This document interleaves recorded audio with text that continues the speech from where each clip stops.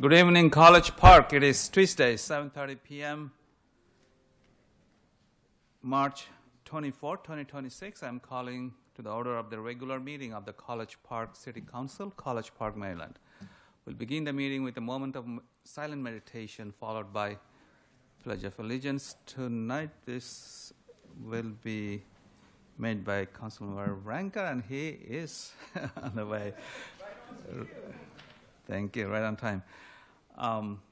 Council, do you want to add anything to the meditation? Yes. Mayor Pro Tem Mackey. Oh, there we go. Okay. Sorry.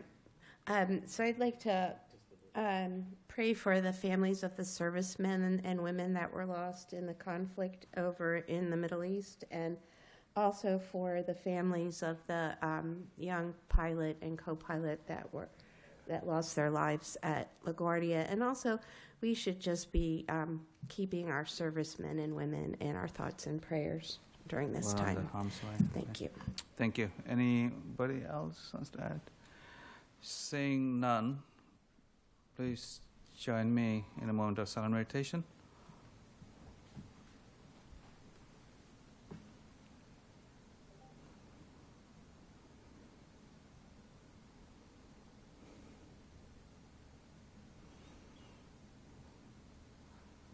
Councilmember Ranker. I pledge allegiance to the flag of the United States of America and to the republic for which it stands, one nation, under God, indivisible, with liberty and justice for all. We'll do the roll call, starting with Councilmember Hernandez. Present. Councilmember Hill. Here. Councilmember Jordan. Present. Councilmember Simmons. Present. Councilmember Oates. Present. Councilmember Ranker. Present. Mayor Pro Tem Mackey. Present. Has Councilmember Mitchell joined online? I'm still working on online. Does anyone see her online? Probably not. Probably she is on the way. All right, we'll do announcement in the same order, starting with Councilmember Hernandez, District 1. Hey everyone. Feels like forever since we had a meeting, right? I think we're going to have a little bit of a blitz here soon. So with the budget, thank you to the city manager and the rest of the team, Mr. Shannon, for putting the budget together. I invite everyone to have an opportunity to look at the budget. I'm thankful that the city staff is going to come present to the North College Park Civic Association to listen to the budget sometime in, I want to say it's May. Only announcement I have is for, April? No, May. May. Only announcement I have is on Thursday, April 9th, 2026, at 6 p.m., County Council member Tom Dernoga will be hosting a town hall on the county budget with special guest, the county executive, Aisha Braveboy. The doors will be open at 5:30 p.m. The address is 4320 Amendale Road, Beltsville, 20705.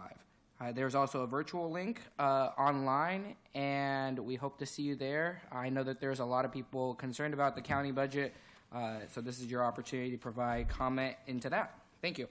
Thank you. Thanks for the announcement. Councilmember Hill. Thank you. The College Park Airport Museum will be having a Runway Rhythms chamber music at from 3 o'clock to 4:30 on Sunday, the 29th. There will be Wings, Revolution, and Freedom music. A really delightful event. I hope that you all can make it. Thank you. Councilmember Jordan. Good evening. I have a few. The Berwyn District Civic Association will be hosting the city Laura Reams to discuss the budget, and so that's another opportunity for you to come and hear what the city has to say and to ask any questions. Congratulations also to the BDCA for receiving a Keep Maryland Beautiful grant. It's very exciting. It was the only grant awarded in Prince George's County for that. And as the weather is warming up and spring break is coming next week, just a reminder to be watchful of young children near water, that drowning can happen just in an instant, even when there are adults around. Thank you. And the BDCA budget discussion is going to happen in the April meeting? April meeting, next? Yes, the April meeting, right, April Okay. 16th. Thank April you. 16. Okay. Thank you. Councilmember Simmons. Pass. And Councilmember Oates. Sure. Feel like a broken record for saying this, but the Calvert Hills Playground ribbon cutting is going to be this weekend on Friday at 6 p.m. At the same location at the Calvert Hills Playground at the fields. There'll also be stargazing in a joint program with the National Air and Space Museum at 8 p.m. If there's bad weather and that can't happen, then things will move here to City Hall. I also just wanted to thank the city for an awesome egg hunt at Calvert Park this past Saturday. I was there and it was a lot of fun. We did find one egg after the fact the next day at the Calvert Hills Civic Association annual spring cleanup that was last Sunday. So thanks also to everybody who joined for that. Thanks. And you took your two little ones there? And Yeah. did they find how many eggs? They found many Quite a eggs. few. Thank you. Looks like they enjoyed it. Councilmember Ranker. Pass. And Mayor Pro Tem Mackey. Yes, as we come to the end, I was going to say some of the same things my colleague said, but I just always want to encourage people to take time to read the Here and Now, the municipal scene, and the weekly bulletin, and to get on the city website, because now that the weather is getting nice, there's lots more going on. And I don't want to steal any thunder from the city manager, but just want to encourage people to get out there and do your spring cleaning, clean up your yard, because we're having some cleanup days in the city. Thank you. Thank you. Let's go to our student liaison, starting with Mr. DeSpirito. Thank you, Mr. Mayor. A couple updates.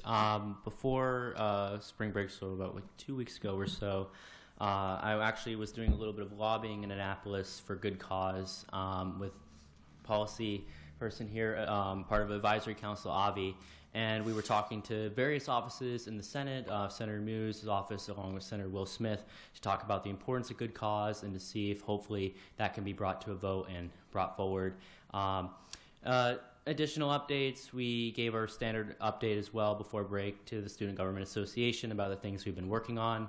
We've been doing a lot more posts on social media and beginning a lot of traction on there. I think one of our recent videos I did was near like 10,000 views, and it was about like rent control. So, you know, that kind of points to the need of why that's something like that is very important for College Park. And going forward, obviously, Amir and I, fortunately, Amir is out sick today, but Amir and I are looking forward to looking at the budget and allocating funding for student internships and working with council members on that.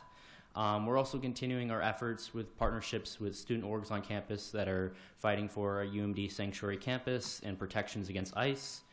And yeah, that's all on my end. Thank you. Thank you. Let's go to our city manager, Mr. Young. Good evening, Mayor and Council and residents of College Park. It's good to be here. I want to say today we have finally a full team of our executive team, and that took a full effort on behalf of the mayor and council over several years to make this happen and put everything into place. And so, you know, it's happy to have both Laura and Michelle here, and I'll let Michelle introduce herself real quickly. Good evening, Mayor and Council. Thank you for this opportunity to serve the residents of College Park. My name is Michelle Bailey Hedgepath. I come to College Park with, I guess, I hate to say it, over 20 years of experience in various local government agencies.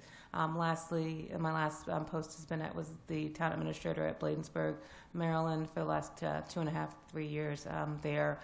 I enjoy working in local government. I've been really happy to meet a lot of the staff here.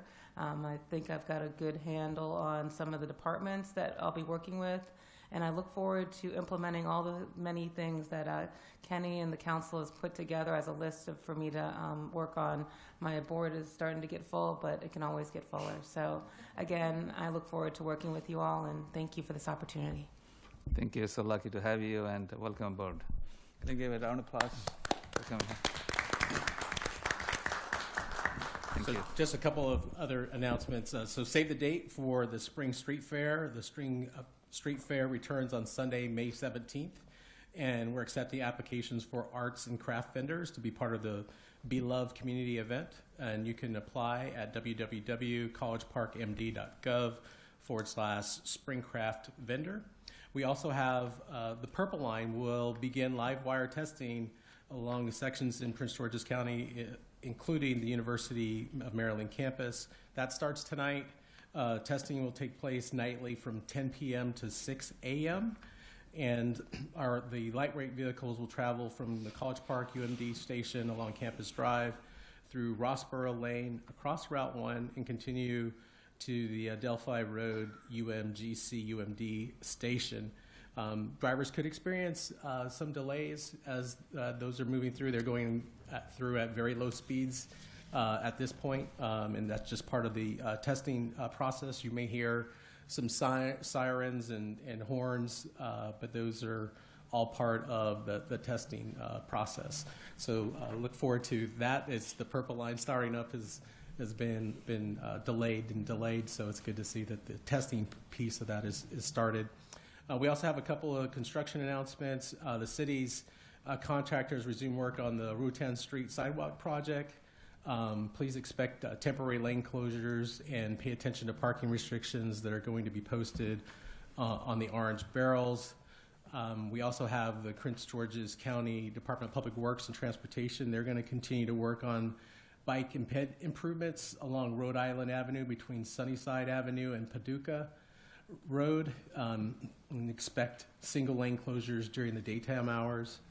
And WSSC's contractor ENR is scheduled to work on pavement repairs in the 5,000 block of Iroquois Street starting tomorrow. We also have the Wellesley Drive project. On March 11th, staff hosted a virtual meeting to discuss the Wellesley Drive sidewalk project. The recording of the meeting is now available on the city's website and YouTube channel, and an additional survey has also been distributed to affected residents to provide feedback on the design concepts by April 10th. Also wanted to mention the automated stop sign cameras are now up and running, and I would say if you want to avoid a ticket, please stop at the stop sign, in particular at the location of Yale and College. It seems to be highly tripped intersection with violations, and so we're working with our contract officers to generate some more enforcement on that particular piece. With that, we'll monitor those events. So we also have the two meetings that were mentioned, April 16th for the budget for the Berwyn District Association, and then May 14th at 7:30 for the North College Park Community Association. That will be at Davis Hall. And here to answer any questions you might have. Thank you. So much going on. Any question? Please go ahead. I just had two questions, Mr. City Manager. One, my residents were asking for a status update on the public safety study. With the budget having recently come out, they were wondering, is it going to be done or are we going to begin those discussions in this fiscal year, or are we looking at the next one? We're looking at trying to start the study during this fiscal year. We will be coming to council to have a discussion at a work session. I don't have the date in front of me. I believe in April. It's coming up before the next fiscal year starts. So we have it budgeted in this year's budget. We'll start scoping that out and having council give us direction on how to proceed, and so that should come out this year. Thank you, sir. And then I'm really excited about the stargazing event that's coming up in Calvert Park. Is it possible for us to have some of those signs like up in the Hollywood, Cherry Hill neighborhoods? I know it's, please. Yes, we'll actually work with the communications department in putting signs out in pretty much the North College Park and the rest of the areas of the city. We might have to put some directions because I'm told this is a very hard place for people from the north part of town to get to. I'm just trying to get people excited to come check out the new Calvert Park that we have, right? I don't know if you've heard, there's a ribbon cutting as my colleague has said, almost every single session. Excuse me. Exciting. Two exciting events in the same evening. All right, Mr. Ranker. Yeah, Mr. Young, I know we're coming up on April and NOMO April. We had talked about whether there would be a sign up for people who want to do it. Is that necessary? And if so, where would people find the sign up?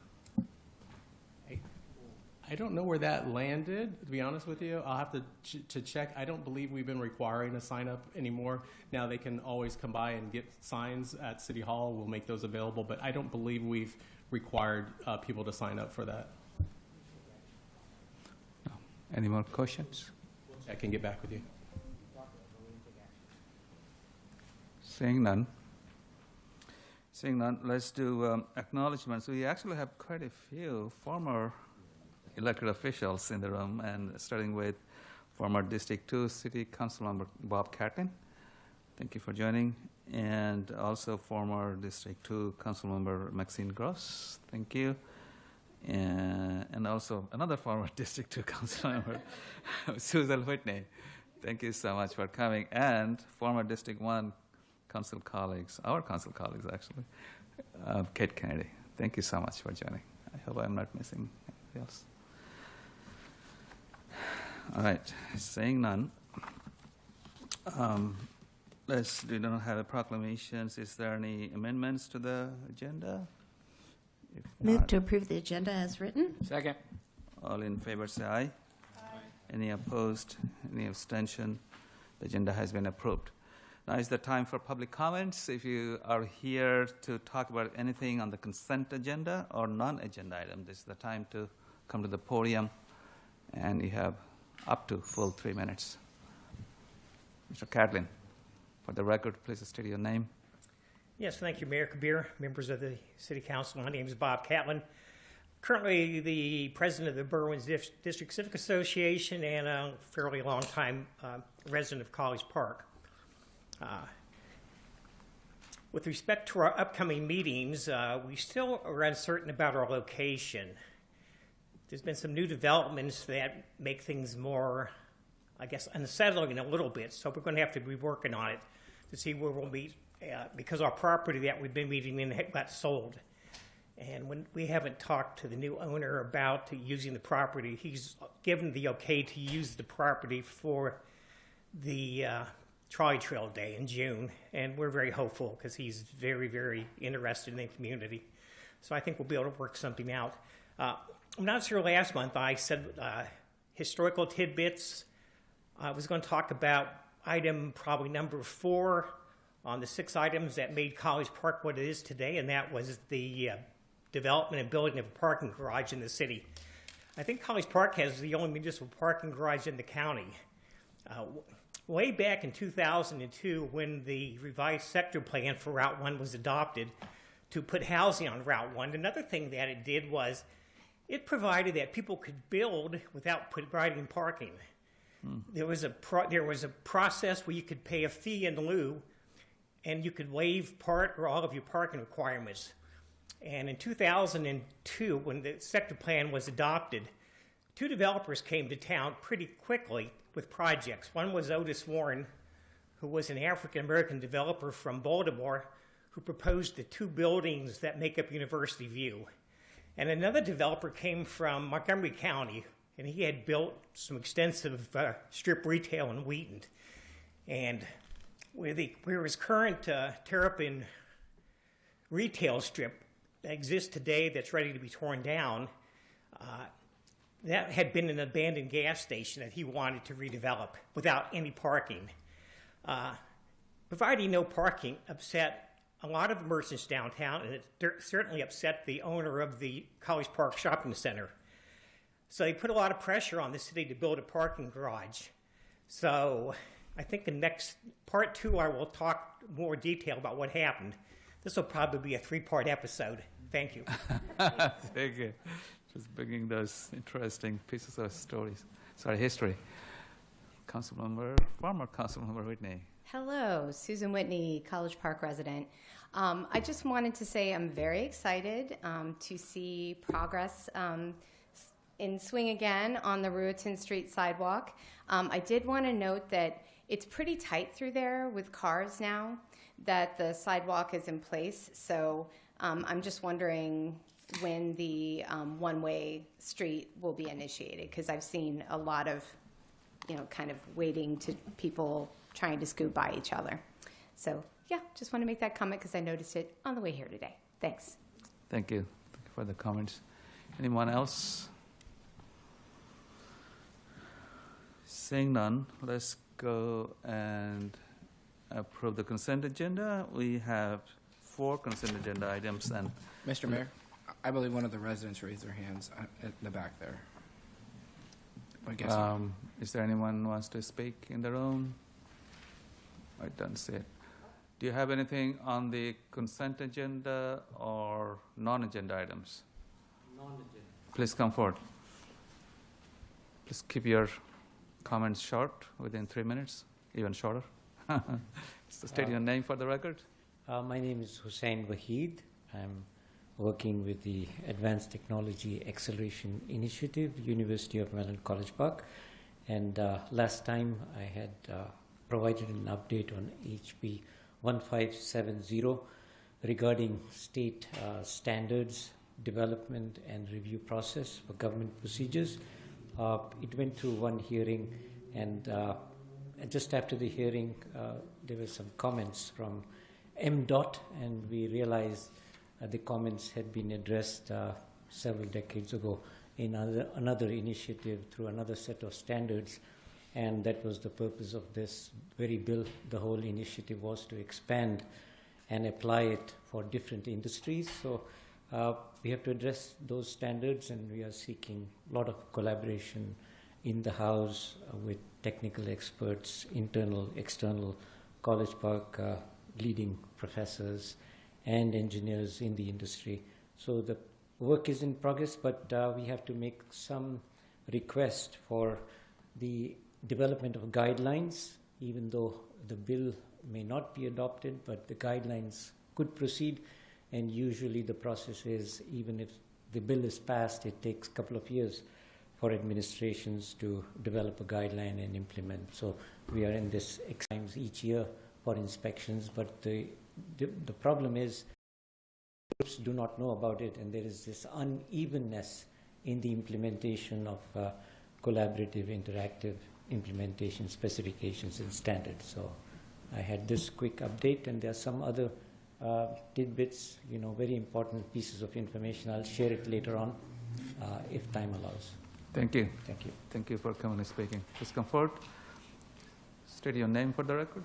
Proceed with testimony. If you're a resident. Yona Gross, resident. I just wanted to say that since the early lease ordinance passed last month, since the early lease ordinance passed last month, being in local politics has never felt so cool. The amount of, which isn't saying much, but is an improvement. The amount of, first I want to shout out again the student liaisons who've been profiled by the School of Public Policy, by Maryland Today.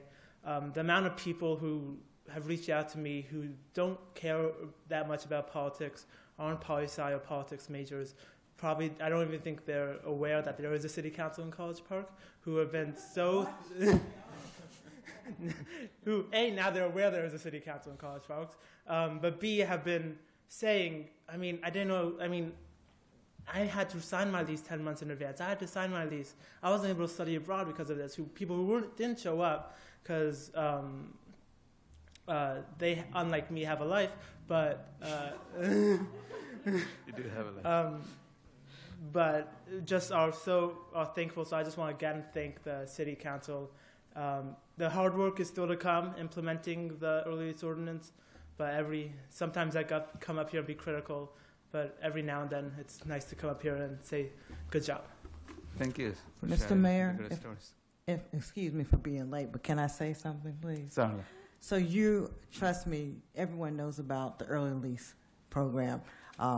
So you are rock stars according to local government. So congratulations. Yeah, thank you. I recognize that. Yeah, thank you. Thank you for your leadership. Without your leadership, we couldn't have done it. Thank you.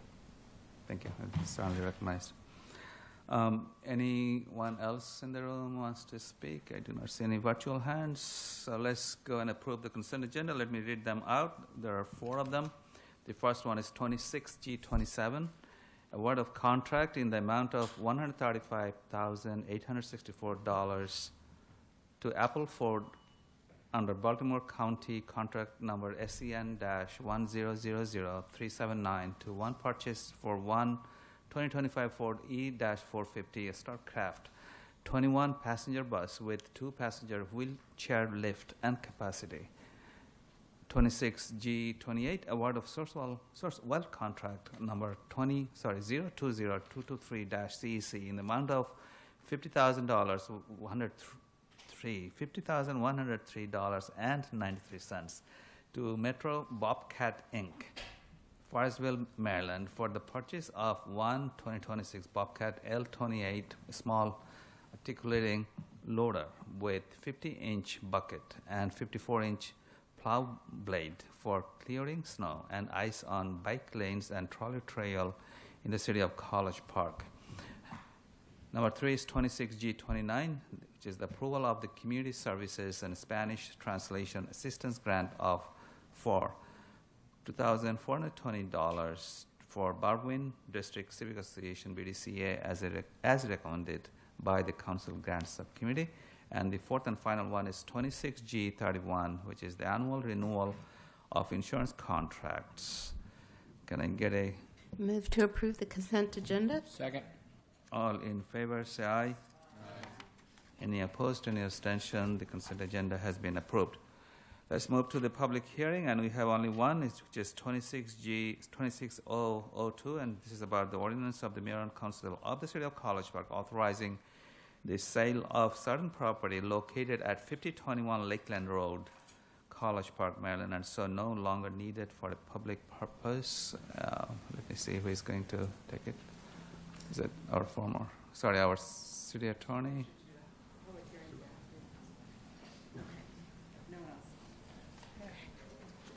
Is Ms. Kennedy, are you going to kick it off? This is the public hearing part.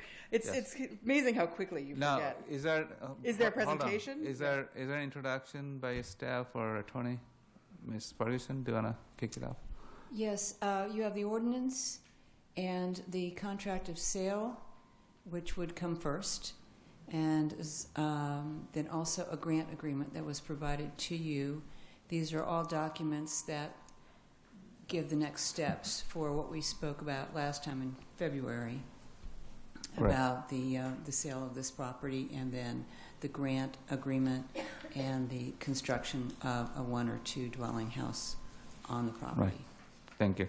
And we did have a pretty lengthy conversation on that, on the presentation and how the grants work. Yes. Any question before we start the public hearing from the council? Seeing none, please, Ms. Kennedy, come over. Thanks for your patience. Of course, it's you're not always on this side of things. Thank you, everyone. I just wanted to take a minute to just thank. I have a list of people to thank here, and I just want to thank all of you for all of your participation and your support.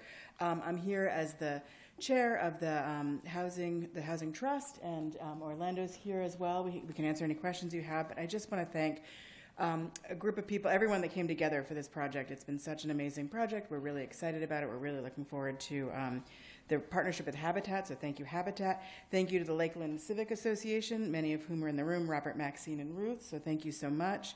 The engineering students from UMD, city staff, Carlos, Miriam, and Kenny, thank you so much for all of your work on this project as well. Sue Ellen, as always, thank you. And council members Susan and Letitra for your work, Orlando, Ed McGinnis. I just want to thank everybody. Thank you all for taking this up tonight. It really is exciting. It's bringing a lot of work together.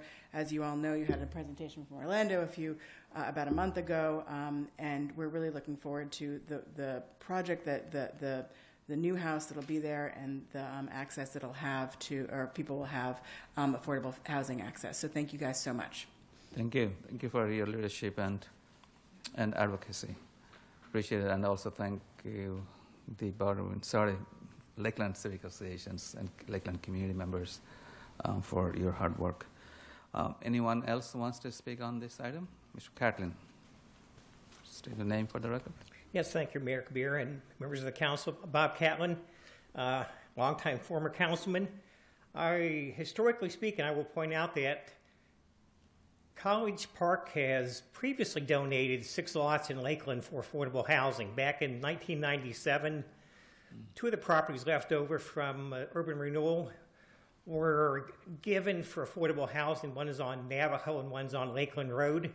Those houses, I think, were built in '98. And then after I got on the council, we approved the transfer of 4 more properties to the same developer.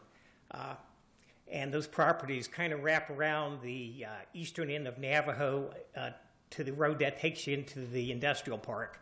If you notice, those 4 houses all look the same, and then the other 2 houses, all 6 houses were built with the same builder and had the same design. And the first 2 houses, I think, were sold for $129,500, and the last 4 were sold for $139,500. And they had 15-year requirements for owner occupancy. Thank you. Thank you for sharing that. Ms. Gross. State your name for the- Good evening, Mayor and Council. I'm Maxine Gross, a very long-time resident of the city of College Park, and an individual with an extensive history with the city as both as an activist and as an elected official. Lakeland and the city of College Park have a very long history as it relates to affordable housing. The primary challenge with that history is the fact that little of that housing has been to the benefit of the residents of Lakeland. Many decisions have been made along the way that oftentimes begin with what I will choose to believe were the best of intentions, including the houses that Mr. Catlin just spoke of. Unfortunately, the efforts or the purported efforts to achieve affordable housing for the benefit of the Lakeland community have been unsuccessful. The houses that Mr. Catlin spoke of were in fact supposedly in a program that would have them remain affordable, that would supposedly have them remain as owner-occupied houses. That was not a successful endeavor.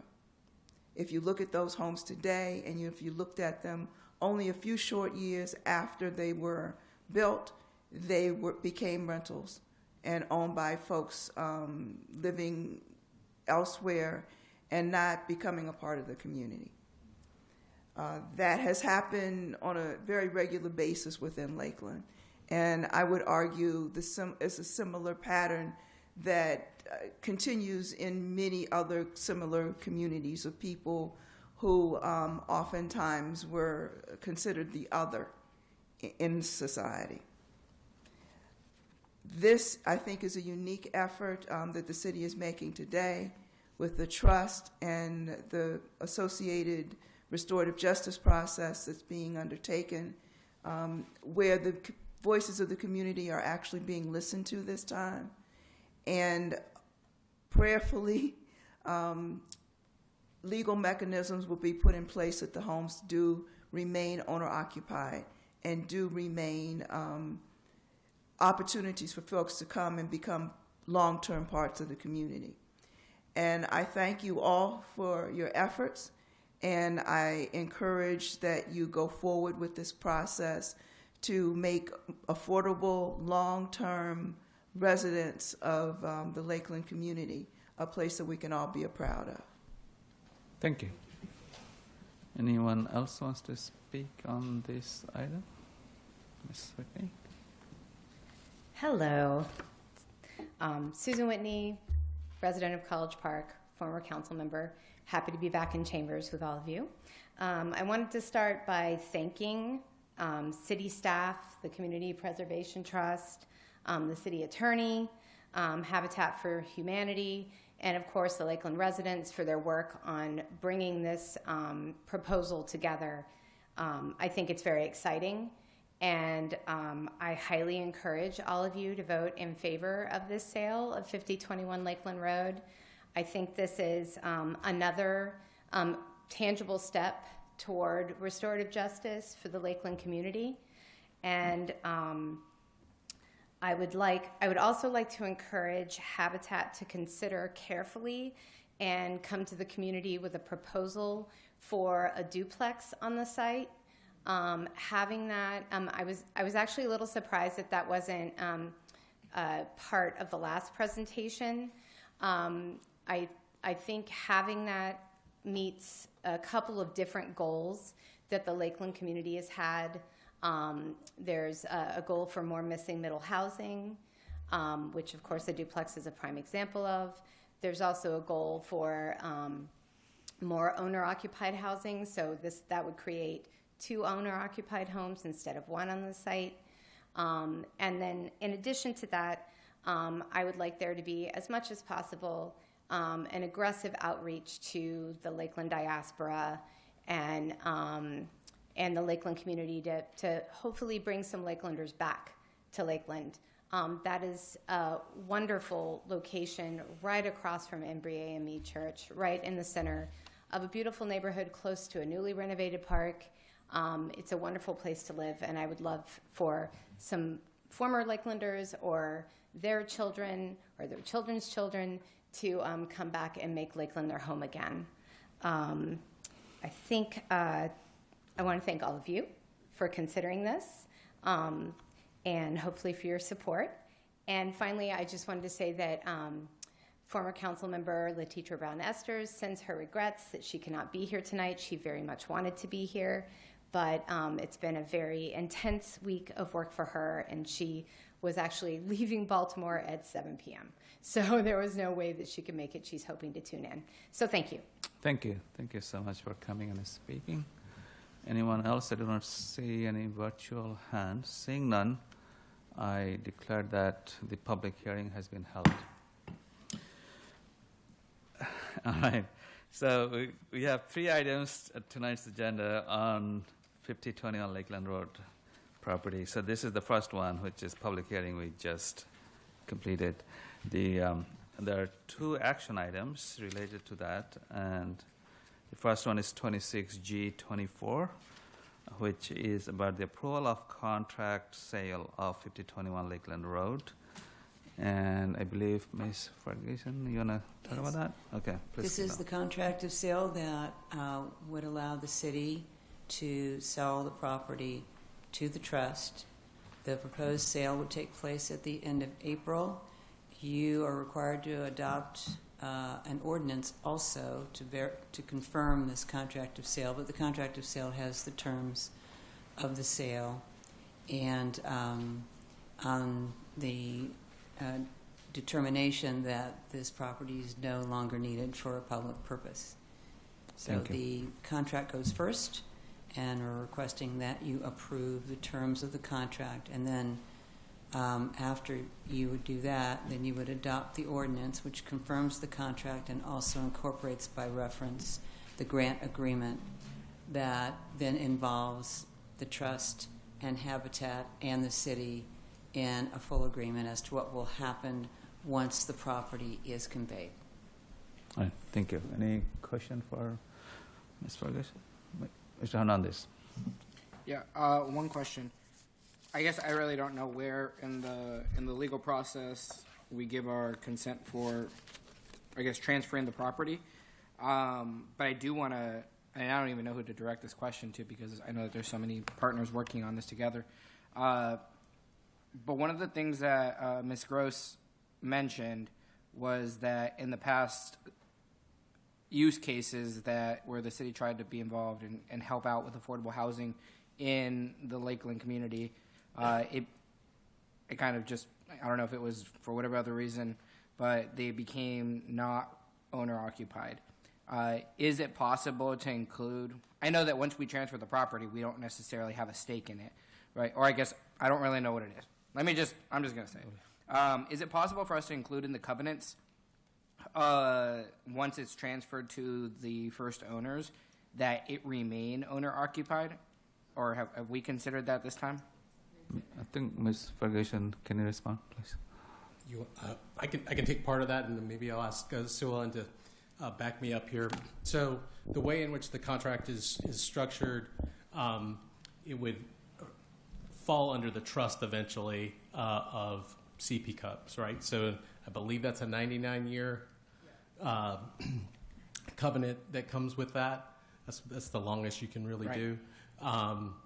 And then we also have the ability for the properties, if for sale, we have right of first refusal, both CP Cup as well as the city, to purchase the property at appraisal all the way through the process from when it's with Habitat as well as any additional purchasers of the property. I think Mr. Orlando. Mr. Orlando, yeah, please, if you can add. Good evening. Thank you, everyone. I appreciate being back here, and lovely to see everybody. To answer your question, Councilmember Hernandez, it is part of the land trust agreement that it must remain owner-occupied throughout that 99-year covenant. And then just so long as I can memorialize this as best as I can here, I really do think that as a part of the right of first refusal, I know that the city has the right of first refusal. Wait, no, who does? Somebody else has it. The partnership. I'm not a lawyer, despite my greatest efforts. But one of the things that I want to make sure to impress upon here in this video that will be memorialized forever is to make sure you're working with the community, whether that be the Lakeland Heritage Foundation, and we might not work here anymore, right? So at one point, but that as a part of the right of first refusal process, that the Lakeland Heritage Foundation, every group, I know that there's a few different entities that help represent. Now I'm getting nervous, but if they could be consulted prior to a decision being made, whether that be from the city or from the partnership, we would greatly appreciate it. I would greatly appreciate it. Absolutely. So I'm understanding correctly too. And just to add to that, the partnership through the trust has the first right of refusal, then the city has the second right of refusal to purchase the property back. And that's when I'm talking about property, it's just the improvements and not the land. The land stays within the covenant, within the affordability and land trust agreement in perpetuity. And when we do sell, if in fact the new owners or residents of the improvements decide to sell the property, they come to the trust, notify us, and if we do in fact take on that first right of refusal, I don't find any issues in working with the community and trying to find another buyer. As a matter of fact, while Habitat will be building and they will be the ones selling the improvements through their Habitat model, which is much more, it hits much deeper affordability and lower income brackets, but through the selection process to find a buyer, it's going to be a group effort led by the partnership, coordinating with the community and with the Civic Association to try to reach out to former Lakelanders and current Lakelanders who may be renting, who want to own property in Lakeland. Sure. Thank you. Yeah, I recognize that previous efforts have fallen into missteps for whatever reason, just trying to learn from some of those mistakes. Yeah. Thank you. Thank you. Thank you. Any other question, Mr. Ranker? More of a comment because this came up. Former Councilmember Whitney mentioned, and I just wanted to share that in our last conversation with Habitat, the question of the duplex did come up, and they committed to listening to the community and deciding, the community deciding whether a single family or a duplex, because that is also of great interest to me, and I know of my colleagues too. What you? Mr. Orlando? Thank you, Councilmember Ranker, for pointing that out and reminding me that. One of our goals for this project is really to design with community and not come in and parachute and tell community what should be there. We've already had a community meeting with Lakelanders with great help from the Civic Association to recruit members to come in and discuss about what it is that they want to see on that property. We didn't want to impose that it should be a duplex. We didn't want to say this needs to be XYZ. We wanted to hear first from the community on what should go there. Thank you. So when you meet the community next time, you will be coming up with that option as well, the duplex option. Thank you. The option is in writing in the agreements that are being signed. It will look at both single-family dwelling or a dual-family dwelling and Thank you. duplex. Good to know. All right. Seeing none, I will entertain a motion at this point, and there is a motion in the motion sheet. So District 2 council members, one of you. I move to approve the contract of sale of city-owned property located at 5021 Lakeland Road as no longer needed for a public purpose, subject to adoption of an ordinance authorizing the sale and conditioned upon the required parties entering into the attached contract of sale and affordable housing trust agreement in substantially the form attached and recordation in the land records of consistent covenants in the deed or in a separate covenant agreement to be recorded immediately thereafter, subject to approval by the city's attorney. Second. Any further comment, Ms. Jordan?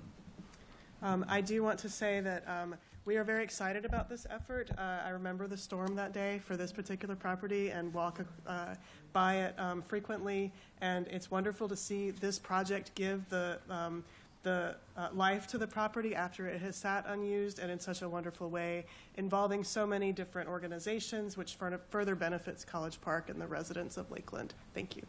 Thank you. This is an action item, so I'm required to go to the audience to get your input if you want to talk about the contract sale part of this item. Approval of the contract sale of 5021 Lakeland Road. Please come forward and speak. Some of you already have spoken on this. I do not see any virtual hands. Seeing none, let's come back to the council. Anyone wants to speak or make comments before we take the vote? Seeing none, I know all of us excited, and I do share that excitement on the council. Part of the reason is that I think there are two very good points. The one is that we are taking a path that we have been talking about, and that is Restorative Justice Commission work, and that is a commitment the City Council as a body made. So we are following through that commitment, even though it's a very small piece of puzzle. The other one is the model that we have been working with the trust and we've been working with the Habitat. This is something I don't think we have done in the past in the city before, and this could be a model for other property acquisition and improvements in the future. So I want to thank everyone involved, Lakeland community and the trust, and all of you who have been involved in it. And my apologies if I miss anyone, and the staff too. Thank you. At this point, let's take the vote. All in favor, say aye. Aye. Any opposed? Any abstention? The motion has passed. The contract of sale has been approved. And the third and the last one is the approval of the ordinance. And this will be also taken by our very own Ms. Ferguson. Do you want to talk about that? This is the ordinance that's required to transfer the property based on the terms that are included in the contract of sale and also in the grant agreement. And there will also be covenants that will be included either in the deed or in another document that enable the various requirements about how the property will be used, et cetera, to be part of what's recorded in the chain of title, so that any buyers would know what those restrictions are, and that protects everyone involved. So the ordinance is required to be able to transfer the property, and you have given the appropriate required 20 days notice.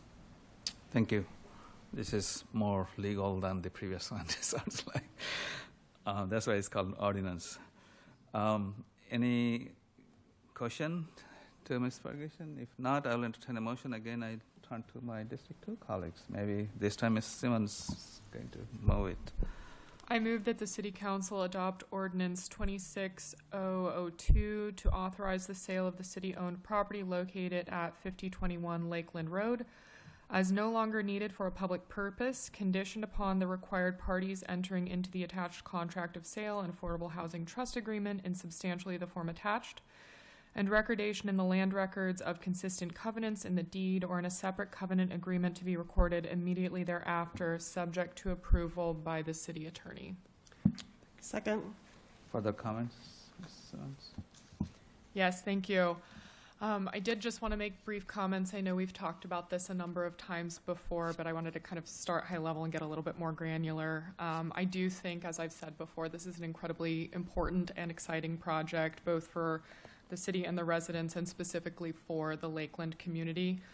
I know that this property was purchased for a public purpose, and although the property is now moving out of the city's control, and the ordinance states that it's no longer needed for a public purpose, I am so glad that we have strong partners and established structures that ensure that although it is moving out of the city's hands, it will continue to serve our community and our city priorities. And I did just want to take a moment to note what a milestone this is. This is really significant, and I think that it is important also to take a beat at times like this and just acknowledge that as well. I am sure that there has been a ton of time and effort and dedication and certainly creativity that has gone into this project to date. I am so excited to see it move forward, and I know that there are many, many people who've been involved and dedicated those things to this project. So in hopes that it is not premature, I want to thank and congratulate city staff, the Community Preservation Trust, Habitat, and our community members, including our former council members in District 2, and particularly Lakelanders. Thank you. Certainly. Any further, sorry, actually, this is an action item, so I need to go to the audience to get your input or comments on this ordinance. If you are here to talk about the ordinance piece of it, 2602, this is the time to come and speak. Hello, Susan Whitney, College Park resident. I neglected to thank the University of Maryland for their contributions to this project, so I just wanted to throw that in there. Thank you. Thank you. Thanks for filling the gap. I knew that I would miss someone. Think anyone wants to speak? Seeing none, I do not see any virtual hands. Let's come back to the council if you want to make a comment before we take the vote.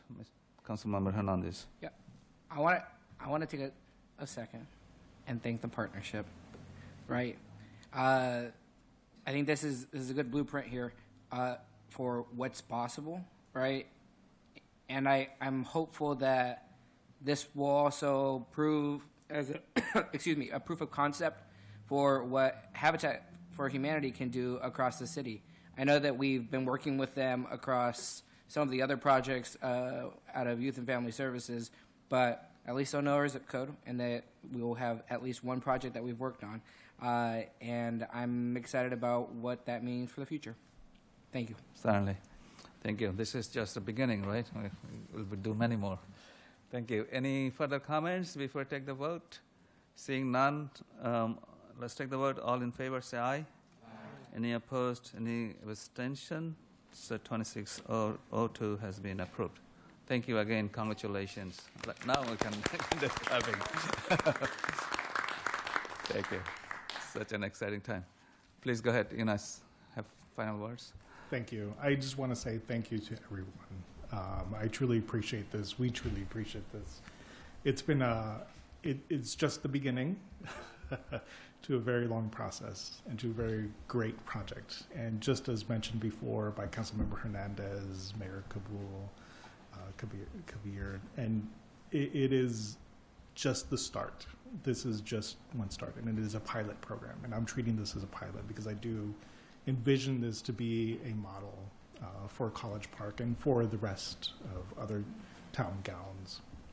Thank you. We did apply already to one grant, hoping to hear back soon for this project. And we were just recently invited, accepted to the International Town Gown to speak about this project. Thank you. Certainly. Exciting news. Certainly. Thank you. Keep up the good work, and please let us know about any other opportunities. We'd like to see many other I mean, there are many other opportunities coming in the city, in not only one part of the city, but throughout the city, in every district. And I appreciate your leadership. Thank you. All right, so that's all the action items we have. I actually come to the end of the agenda, just a very short meeting. So hopefully in the next 5 minutes it can be over, and in that way we could go home in an hour. So the next one is the request for a status of future agenda items. Did I see any application, Mr. Young? I'm sorry, Mayor, I just wanted to point out, to answer Mr. Hernandez's question regarding when the public safety study was going to be brought back to council, if you see on the your sheet that it's scheduled for April 14th for the council to have discussion. Yeah. Thank you. Yeah. It is also, I think, a staff report. I think you mentioned it, in a bi-weekly staff report you mentioned it. Yeah. Thank you. Ms. Mitchell, Councilmember Mitchell? Thank you, Mr. Mayor. I don't know if it needs to be a future agenda, but I would like to see if we can bring some of the utility companies to the table, discuss about the increased rates, and many of our seniors are having problems trying to pay their bills, such as Pepco, WSSC, and Washington Gas. I don't know if any of my other colleagues, but I've received calls from several residents that their bill has doubled in 1 month, and they're having a hard time trying to figure out how to pay it with a subsidized income. So I just think it would be behoove us to make a Certainly. So next week we have a city council work session, I believe. No, not next week. The first week of April. Yeah. So if you could please kindly put an agenda request. It's a good agenda request. I believe all of us will be supporting it. What? To bring someone from utility companies to talk about the rate increase. Yeah. Let's adopt it next time when you see the application. Makes sense? So the work session is April 14th. Yeah, but we can add it, request for status agenda items, we can add the first week of April in the regular meeting. Who from the utility people are we gonna? Because is it WSSC? Is it Pepco? Do you think they want to talk to us? Yeah. So. Or would it be better for like a 4 cities meeting right now? Okay. Yeah, please do submit it. The only reason why I'm saying we have individuals who need assistance, and the more that they hear from us locally as individuals, not as 4 cities, the better that they understand that there needs to be some type of action taken. So if it does not need to happen here and you want to go for it, I'm always flexible and adaptable, but I think they need to hear strongly from us here in College Park. Yeah, let's do a agenda request. Can I make a comment? Like, can we decide what we're going to ask them? Because I think bringing them here just to tell them that their fees are high, like, might not necessarily be strategically advantageous. I just want to know what we're planning on asking them. So I can take this offline and so we'll have to discuss on the dais. And if you could please give some details about your request in the agenda request, that would be helpful for all of us next time when we consider it. Thank you. Mr. Hill? I just wanted to make a comment about the complaints about the high energy costs. Addressing that first starts with becoming more energy efficient, and luckily the city offers a rebate for Pepco to do their high-end energy efficiency inspection and helping to reduce your bills. So normally $100 costs, which the city will cover with our own rebate, thanks to my colleague Jacob Hernandez, who put that forward a few months back. So I think more and more residents need to pay attention to that. That is your first steps. And as the demand for electricity is going higher and higher, and the production is low, it causes a supply and demand issues. The more residents who reduce their electric use can make a change in that cost. Thank you. Maybe Ms. Councilman Mitchell, if you could please talk to the colleagues before you submit the request. It's not a problem. I think those are all good points. Thank you. So I have not put in something, and I will, but I just wanted to flag on our consent agenda tonight, I was really supportive of the support for the Berwyn District Civic Association. And I know I've spoken to many of you on how we can work together on enhancing civic engagement overall, including capacity building, support training for civic associations. So I will have something for that written in the future. But if you have ideas that I can incorporate, please contact me offline. Thanks. How can we support better support our civic association? That's the agenda topic. Okay. Thank you. By the way, the grant committee is still looking for one member from District 3. So one of you should be coming forward, if you could. Thank you. That's all. Let's go to the number 15, comments from the audience. If anyone wants to speak, please come forward. State your name for the record. Hi, Yona Gross again. I just wanted to... better? I just wanted to make a comment about about work we could do to better tackle ICE in the community. There are two main asking points that I personally have for the city and the university. The first is that any information of ICE activity that either entity has, it's shared with the public. There's always rumors about whether or not ICE is ICE in this block, is ICE here today. And it can be like a fire in a crowded movie theater type of situation where people might not come to class, people get scared. And it's...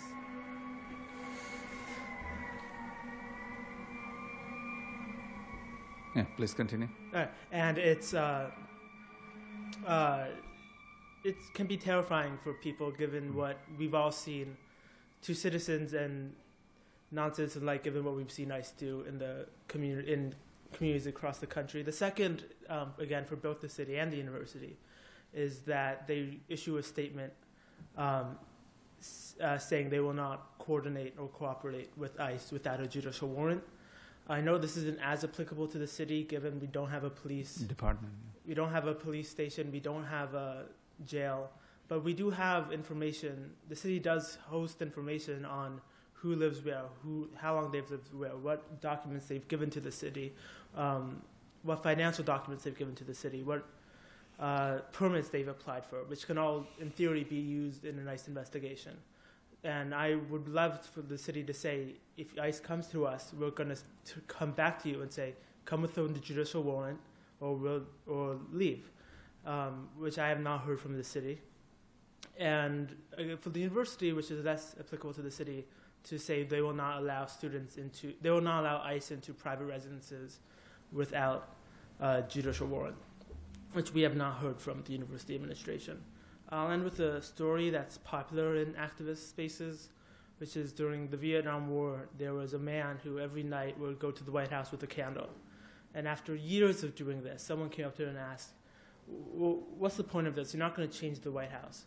And he said, I'm not doing it to change the White House. I'm doing this so the White House doesn't change me. And that's what I think the College Park needs to do. We're not going to change ICE. We're not going to abolish ICE by ourselves. But we can make sure ICE doesn't change the city of College Park. Thank you. Thank you. Very nice comments. Any other further comments? I do not see any virtual hands. Oh, please come forward. This is your time. Please keep your comments within 3 minutes. Yes. Hussein Wahid, University of Maryland, College Park, Advanced Technology Acceleration Initiative, and I just need to provide quick update on another bill similar for transformative economic efficiency, HB 1642. It deals with higher education, transformative economic efficiency, and standards framework, an open source type of initiative that does not require any funding but delivers great results so far, and it relies exclusively, like I had mentioned before, for the HB 1570 on independent consensus-based standards that are developed in communities by individuals. The consensus has proved to be much faster than officially recognized methodologies, and It utilizes NIST methodology, National Science Foundation, and also the National Academies of Sciences, Engineering, and Medicine. And it was great to hear the presentations today and the approval of the companies that participated in the renovation and the Lakeland facility, the Lakeland home improvement process. They are also part of the engineering collaboration, and we want to expand on that model as well with the functioning model for the HB 1642. So there are great prospects, but also some barriers we want to overcome through the PTSAs of College Park as well. So we'll be reaching out. I've already got some contact information, and next time I can provide some more information. Thank you. Thank you so much. I do not see any other virtual hands. With that, let's come to the council to hear the comments from Mayor and Council, Student Liaison, City Manager. Starting with my left, City Council Member Denise Mitchell. I'm so used to going to the other side. First, I want to say, as we end the month of March and it's Women's History Month, it's really exciting and elating to see all the many women who are on the dais as well, who are serving in capacity of leadership in the City College Park. As long as I've served, this is truly exciting time for us, and I'm very glad to see our city manager bring a diverse and very strong leadership of women to the forefront. So thank you so much for that. Last week I had the opportunity, along with Councilmember Oates and Councilmember Hugh, to attend the National League of Cities. I want to say congratulations to my colleague, Councilmember Hugh, who sits on the APAMO constituency group. He serves as vice president, right? Locally, but okay. At large. The City of College Park, for the residents know that we serve on 4 committees within National League of Cities. APAMO, we're also on the Small Cities Council. We're also on the University Community Council. We're also on EENR Council, as well as Youth and Education and Families. So the College Park is making a name for itself. A lot of people have come to us in regards to what we do within the city, especially around affordable housing. So I want to say, keep up the good work, colleagues and staff, and thank you for keeping us grounded and focused.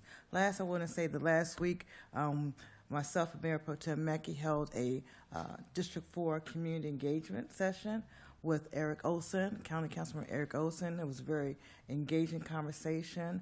Look forward to continuing with that on a monthly basis. Thank you, Mr. Mayor. Thank you. Yes. Mackey.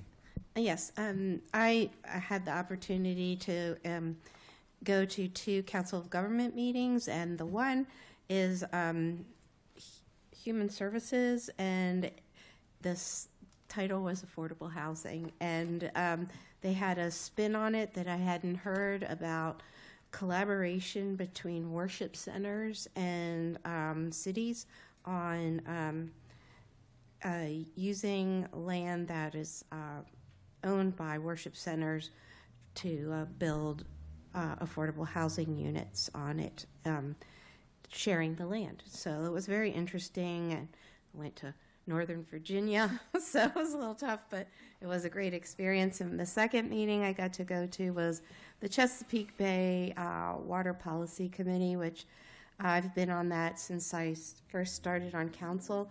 And I'm just giving you one takeaway that one of the we all know about the leak in the Potomac Intercessor, and there was a lot of discussion on how legislators can get people to be careful what they put down their drains. And so that was the main takeaway that I got, that we as residents can do something to maintain the integrity of our sewage systems. I also had the distinct honor of going to the Lakeland Community Civic Association meeting, where I heard from the Lakelanders. It was really very enlightening. And also got to go to the Berwyn District Community meeting. It was also very excited about both of those meetings, learned a lot. And as my colleague shared with you, we had a meeting also in D4, which was, so it's keeping us pretty busy, keeping us on our toes. And I just wanted to close with last week, we welcome spring. We had the end of Ramadan and the Persian New Year. And this week we won't be having a meeting before this, but for those who celebrate Easter and Passover, I just wish all of you who celebrate these holy days a blessed remembrance. Thank you. Thank you. Good reminders. Mr. Ranker. Pass. And Mr. Olds. Sure. I will say I'll share some notes from my time at National League of Cities, since I failed to do that thus far, but it was a very interesting and enlightening experience for me, both to hear from other cities that are like ours and ones that are not like ours, and think about how we can help as elected officials and working with our staff to be more effective and efficient. The only other thing that I forgot to say at the beginning was that folks may notice that the pickup drop-off loop at the College Park Metro Station on the west side is closed. They're working on a mural, and it should open in early May. Thank you. Thank you for asking the Metro rep. And they shared the mural design. It looks nice. hopefully it'll come to fruition. So I think we didn't have meetings, right? Last 2 weeks. I had an opportunity to attend the Council of Governments meeting, COG meeting in DC. They had a very engaging discussion on data center. It's more than an hour discussion, and it's causing lots of headache in the community and the leadership. And they're trying to balance on one side, there are lots of concern about energy consumption and electricity and the water consumption. On the other side, they're also finding is a big opportunity of economic growth. So they're trying to balance both things and coming up some legislation. I think Virginia is taking a lead, and Maryland is trying to catch up on that. And with Councilor Mayor Pro Tem Mackey, I also attended Berwyn District Association. Also, I think I attended Lakeland as well, online in the beginning, maybe. Berwyn, probably. Yeah. No, I couldn't attend NCPC because of end of Ramadan event. So this evening I was invited by Governor Moore to attend end of Ramadan Eid celebration, and it was very nice to be recognized.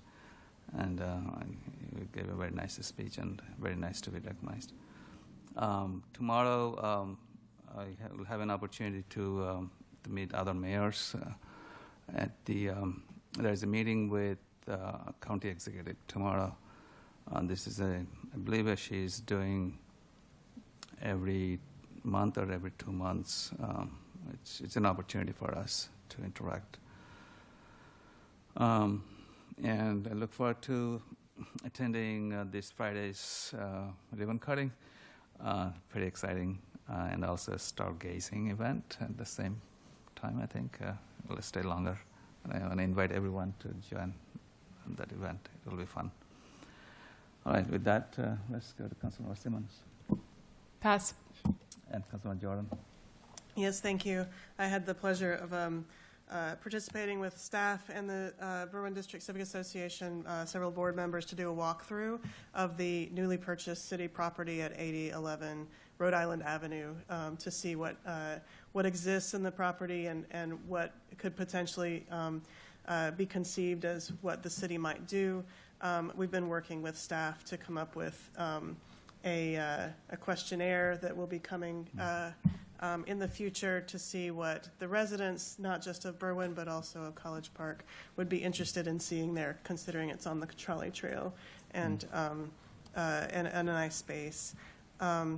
Councilmember Simmons and I and several others here, Councilmember Hugh and Hernandez and and the mayor all attended the Branchville Fire Department banquet earlier this month, and it was a lovely event and lots of stories, and it's been a true gem in our community, and we were happy to celebrate with them.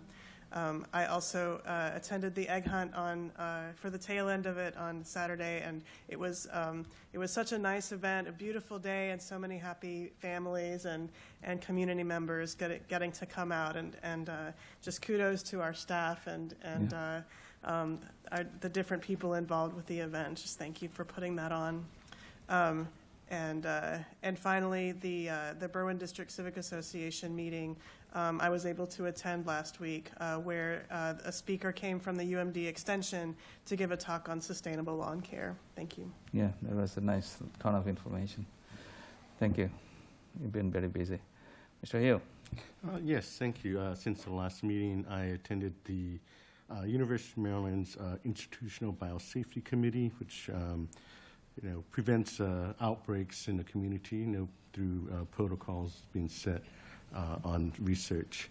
And of course, like my colleague Denise Mitchell and Dan Oates attended the National League of Cities. Yes, as Denise mentioned, 4 different committees which I sit on there, and also went up to the Hill to lobby for some of the National League of Cities policies that we're trying to put forward.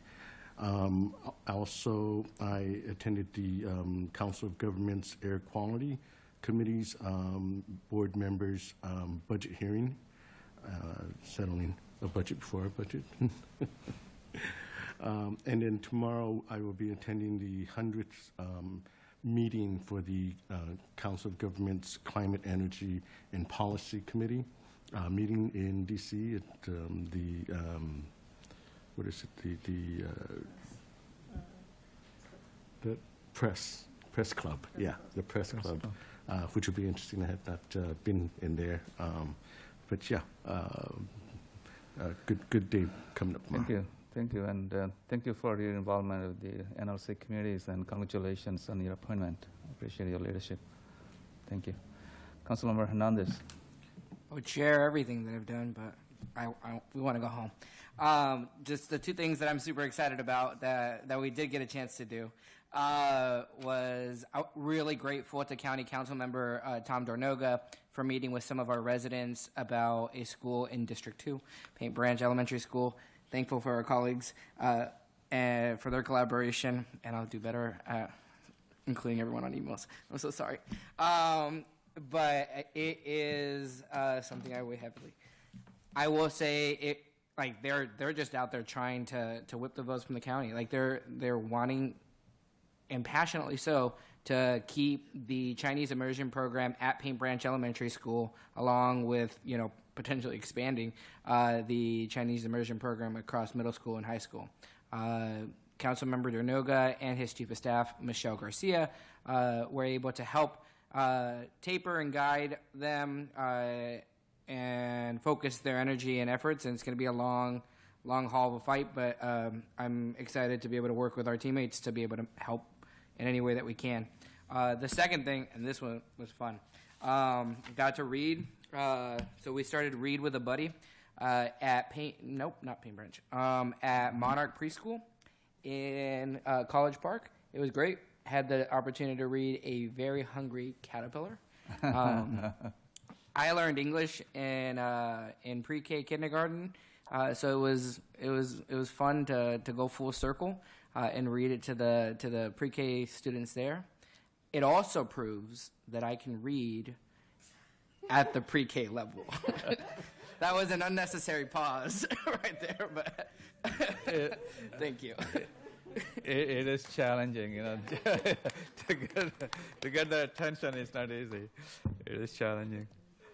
Those are a very tough audience, but fun audience. Thank you. Let's go to our student liaison, Mr. DeSpirito. Pass. Thank you. Mr. Young. I just wanted to remind Councilmember Hernandez that we do have crayons as well across if you need some practice there. I just wanted to tell you all, with bringing on Ms. Reams and Ms. Bailey Hedgepeth, one of the things that you'll be able to see is us getting back to you much quicker on some items and things moving a lot quicker than they've moved in the past. And some of the items are very in-depth, and they're both very skilled at what they do, and I think you'll be able to notice that difference here in our communication with you all. I hope the biweekly report has helped, and I think I've heard from a number of you that that's helpful. We have a lot of things that go on in the departments that we just haven't had an opportunity to share before. So I'm glad that is something that's working for you all, and continue to work with you all and moving us forward. Thanks. Thank you. We're so excited to have you, and we're looking forward to working with you and seeing so many good things coming in the pipe. Thank you for your help. Motion to adjourn. Second. All in favor, say aye. All in favor, say aye. Any opposed and abstention? So it's Okay, Councilmember Councilman Ranker, Hernandez, you owe some dinner. Councilmember Ranker, and Councilmember Hernandez. With that, good night, College Park. Guys,